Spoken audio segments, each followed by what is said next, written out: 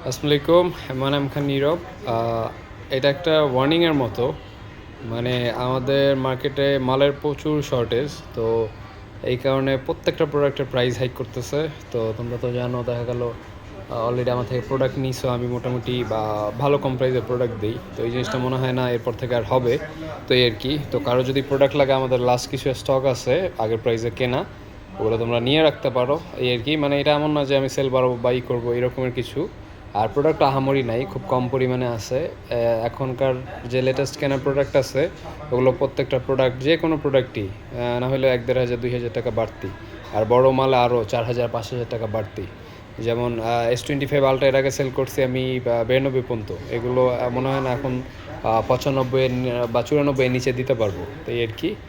কারো বা যদি প্রোডাক্ট দরকার হয় একটু তাড়াতাড়ি নাও। এই সপ্তাহের মধ্যে, এই সপ্তাহের পরেই আমার এই জায়গায় প্রাইস বাড়বে, পুরো মার্কেটে প্রাইস বাড়বে। তো এই আর কি।